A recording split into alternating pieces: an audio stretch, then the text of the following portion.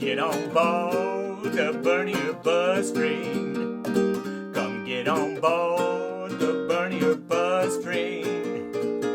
Once you hear that clickety-clack, there ain't no time for turning back. Oh, get on board the Bernier bus train.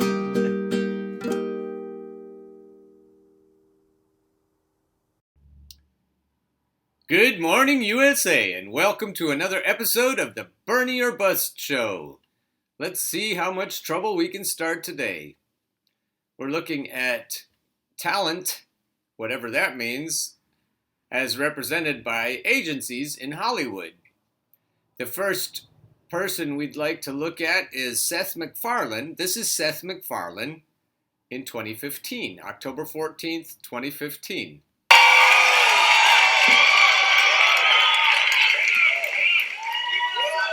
All right, I'm gonna be brief because I want to make sure Jim Webb has a chance to talk.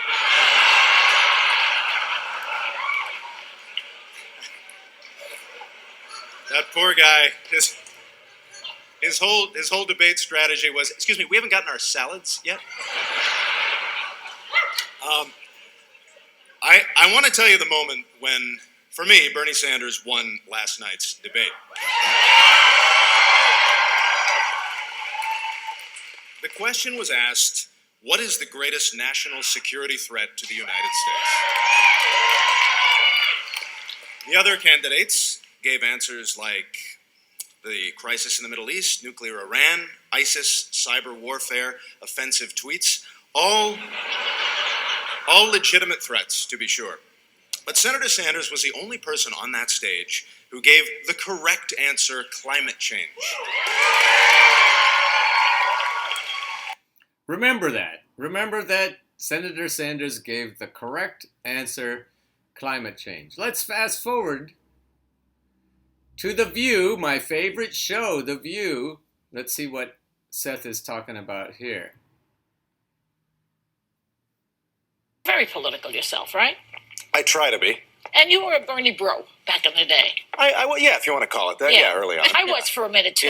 Yeah. Oh, I even named my dog after him. Did you really? Yeah. Yes. So who are you? Dog's name Sanders? No, Bernie. Bernie. So what are you up for now? I at the moment, I think intelligent. Holy fucking shit. That's what selling out looks like. Let's watch it again. Watch his body language. Watch the whole thing here. You're a political guy, and back in the day, you used to be a Bernie bro.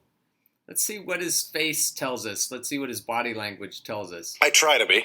And you were a Bernie bro back in the day. Yeah, if you want to call it that. Yeah, early on. I was for a minute, too.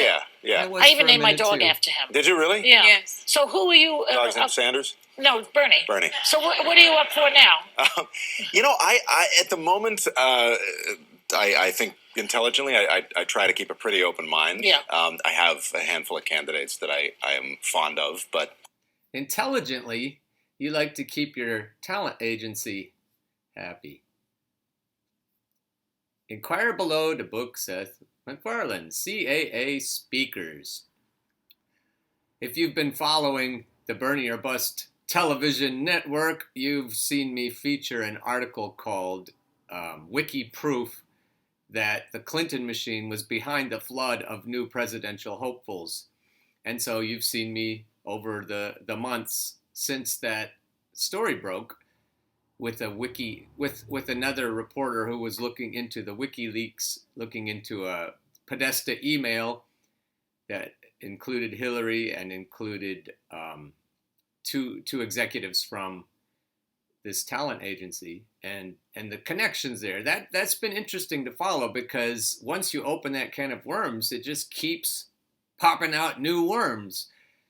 We were looking at Spike Lee. We were looking at different people who have been Bernie supporters who aren't anymore.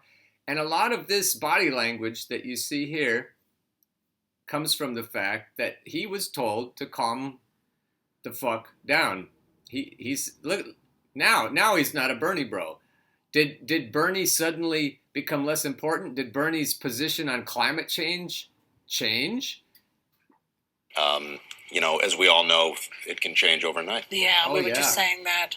Yeah, but there were a few rising stars We were in there. just saying that. Yeah. We'll see. Buttigieg is a rising star. Obviously, Elizabeth Warren is a big rising star. That tells you a lot right there. CAA is behind Elizabeth Warren. They're funding her campaign. They're also his agency. So now he can't say Bernie Sanders is the only one with the correct answer. Elizabeth Warren isn't going to give the correct answer on climate change or on health care. So, as you know, it can change overnight. And then they're just lapping it up, as opposed to the way they treat true progressives. They're like, oh, yeah, we can change our mind in a moment. Just depends on what our talent agency says. People are saying, I want to vote for the person who's going to win, not the person I like. I think right now that's probably a good frame of mind. Yeah. Yeah. Okay. Yeah, you think so? Well, Mr. MacFarlane, Think you so? And I are pretty much polar opposite politically, but you tweeted something the day before yesterday that I retweeted, and you were saying that Democrats need to stop eating each other if they want to beat Trump in 2020. And I say this on The View almost every day. Yeah. Can you explain what you meant by that? Well, I think it's, look, there's a certain amount of, obviously, altercation that comes with any primary, and I'm not really talking about that. I'm talking about more, on the ground. I think that there's what does Bill Maher call it, a purity test? That, like, if you're not absolutely in... Bill Maher. So now he's quoting Bill Maher. We know that Bill Maher isn't just being bossed around by his talent agency. He's one of the generals in the army, in the Clinton machine. And so he's quoting Bill Maher. That says a lot in terms of what changes have happened with Seth since 2015. line with everything that a certain part of the party wants you to be, then you're somehow you're there to be attacked. And I think that at this point in time, let's focus on the existential threat Of Donald Trump. Yeah. They filled it in for him. The existential threat used to be climate change. Now it's Donald Trump. Donald Trump is probably better on climate change than Hillary Clinton would have been. That's a harder case to make than the fact that he's less imperialistic and probably even less fascistic. If you look at the whistleblower stuff with Barack Obama and Secretary of State Hillary Clinton, if you look at the way they've treated dissident voices, but they filled it in for him. He's just going right along with the script. All 5 of those people, Whoopi especially, they're all following the script. They're following the corporate script on their teleprompters. And so they just all fill in each other's sentences. They all have the same ideas. I think maybe let's worry about the little stuff. Let's pick our battles, and that's one thing that we're not always so good at. But they need to differentiate themselves from each other. That's what's going on right now. So many of them. So. Yeah. Well, you have met Donald Trump a couple times because you actually emceed the Comedy Central roast of him in 2011. Yeah. What do you remember about him? What he remembers about him is that nobody was allowed to talk about his financial disasters. They could talk about anything else bad about him, but not that. So they want to talk about Donald Trump. So instead of talking about climate change or health care or anything important, substantive, they're talking about Donald Trump. And there's a reason for that. Charming young fellow. There's a reason for that. Now, we were looking at Facebook this morning and we saw Mark Ruffalo. I love the guy. Bernie Sanders. Okay, so let's look at celebrities endorsing presidential candidates. I found this on CBS. There's Mark endorsing Bernie. He's still for Bernie. But there's I love the guy. Look what he says in this interview. Besides that, he loves the guy. For Americans and Democratic brand, I think they're offering. He just said, I love the Democratic brand. He can't say that the Democratic brand is raw sewage. He has to say, I love the Democratic brand. If he's willing to say, I love the Democratic brand, which is code for vote blue no matter who, then he's allowed to say that he supports Bernie Sanders because they intend to cheat Bernie Sanders. So he's on the page. Guess who his talent agency is? I'll show you in a second. But what what he's allowed to say, because he's on the same talent agency as Seth MacFarlane, he must say that if Bernie doesn't get the nomination, then we should definitely vote blue. Wow, watch the rest. I love the Democratic brand. I think they're offering ideas and solutions and fighting for the. They're not fighting for anything. They're lip service. They're controlled opposition. They don't have any intention of fixing anything, because if they did, then something would have probably changed in the last 70 years for the American working class. Everyday people in America. Does that look like somebody who's telling you what he really thinks? Look at his face. Look at how he's a very straight shooter. He comes across that way. But look, he doesn't look like one right now. And so any one of them would be a blessing to our nation. A blessing. A fucking blessing. Of course, I go way back with Bernie Sanders. And I still love the guy, and I love what he's doing. And so, but I'm so proud of every single one of them. They're just leaning in and leaning forward and putting it on the line for. No, they're not. And you know they're not. You're a smart guy. You know they're not.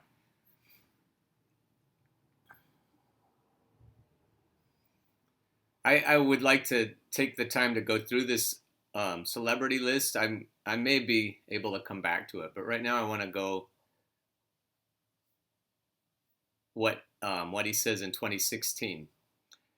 Actor Mark Ruffalo says 2016 Democratic contender Hillary Clinton could learn from her primary rival, Senator Bernie Sanders. So again, the fast forward from 2015, 2016 is kind of shocking.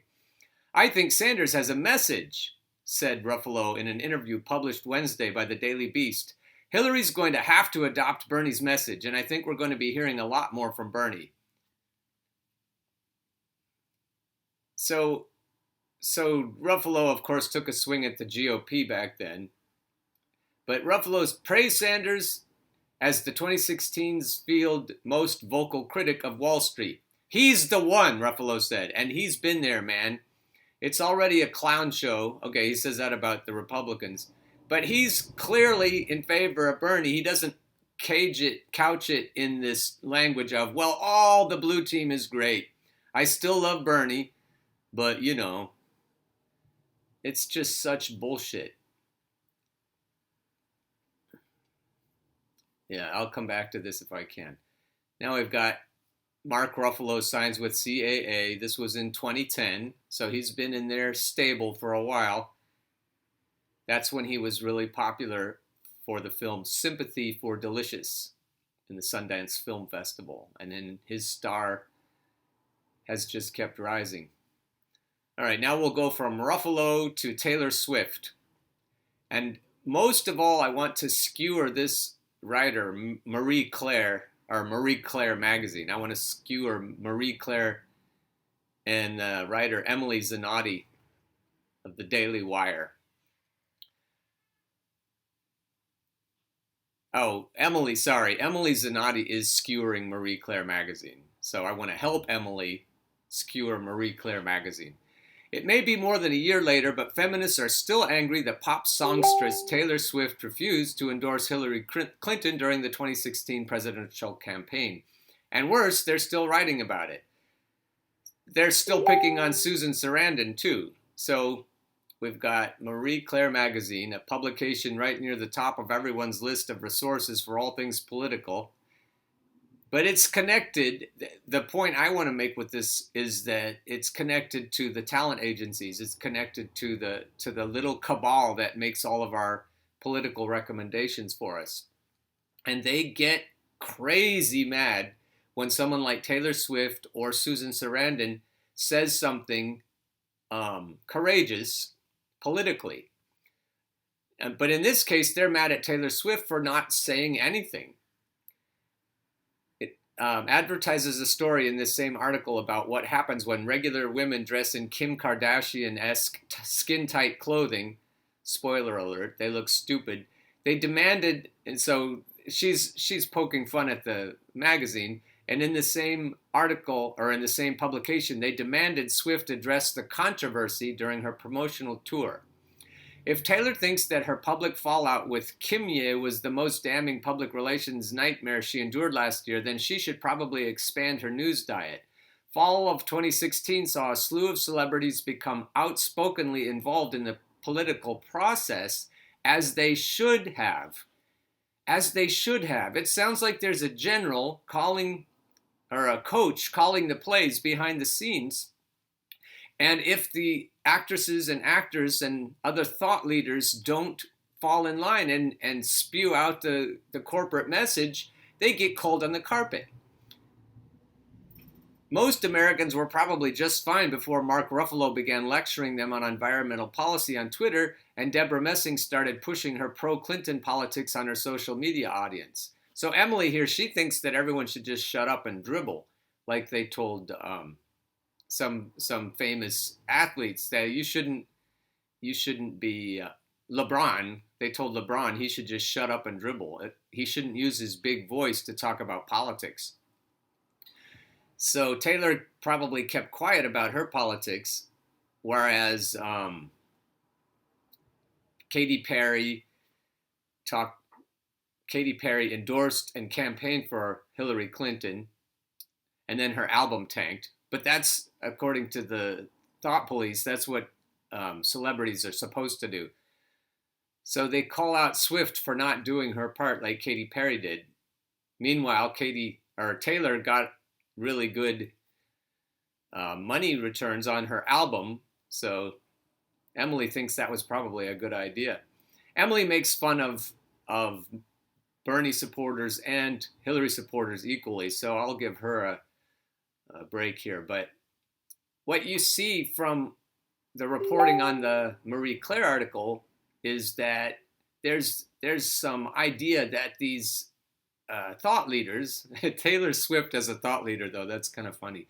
But if you think of thought leaders in terms of entertainment, in terms of news anchors or late night hosts or comedians, all these people who are working for the same talent agencies, then it's interesting how you want them to toe the line. Taylor Swift attended a CAA party, Creative Artists Agency, talent agency party in Bel Air, and all they could talk about was how good her hair was.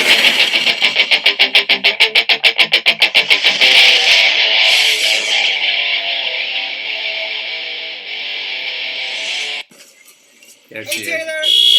Isn't her hair beautiful? You're good. Not her hair. Her hair. There, yes. Makeup. Everything perfect. But the point I want to make with that little pop candy is that she was attending a CAA party. She's connected. She's answering to people higher up. She's got handlers, obviously. Just watch her videos. So she's got corporate stuff going. All right, now let's go back to the celebrities here. We've got lists of people and who they endorse, and that's interesting. One thing I deleted by mistake, it was people who endorsed Hillary Clinton, and instead of going down through there, what I'll just tell you is that when you go through lists from 2016 of celebrity endorsements, you get Hillary, Bernie, Hillary, Trump, Hillary. It's really amazing. And when that happens, you're like, why is this? Why do so many of them support Hillary? Why do people like Tom Hanks and Spike Lee Spike Lee endorsed Bernie, but then he came around and endorsed Kamala this time. But other people that you think thoughtful people who know that climate change is an existential threat, and they're saying things either like they endorse Elizabeth Warren, or they're just keeping their options open. You know, we could change our mind tomorrow. Seth MacFarlane, what a weasel. he may end up in politics. Anyway, if you look at this list, you've got some variety, but it's painfully obvious that the Clinton machine is influential behind the scenes with these thought leaders. I didn't call them that. That wasn't my idea. That's what CAA calls them on its page. It says all of their stable of talent, they call them thought leaders. And so all of these thought leaders are above the line in terms of their publicity, in terms of their notoriety and fame. So when they speak, that message is powerful, and the people behind the scenes hate it if they can't control that message. So there's just a few people, very wealthy people and well-connected people who have a lot to say about the messages that come out from people who are above the line in terms of fame, in terms of a voice that the rest of us can hear. If we've heard their name, if somebody says their name and we know that name, those people are under a lot of pressure. And Mark Ruffalo, who I think used to have integrity and still says he likes Bernie, you can just see the pressure when he's speaking, the pressure on him to conform to the playbook of Hollywood and of the Clinton machine. And it's just very disturbing. I'll probably come back to this again. It's interesting that when I talk about celebrities, the number of hits the Bernie or Bust show goes up, especially if I don't say Bernie or Bust in the title, because they definitely don't like that. So the corporate people don't want you to hear about Bernie or Bust, but they don't mind at all if you're distracting yourself with pop candy and looking into the lurid adventures of these thought leaders. They love that. That's what they want to distract you with. So if I can combine a political message with the pop candy, then I might be able to get the word out. And you can help with that if you will. Please share this TV show. Share all the different episodes of the Bernie or Bust show. Share the links that I put in the information section on each episode and help get the word out. Those of us who are below the line in terms of publicity, in terms of fame, we need your help. We all need to work together so that the general population understands what's going on. So that's all I got for today. I hope to see you tomorrow. Keep on burning.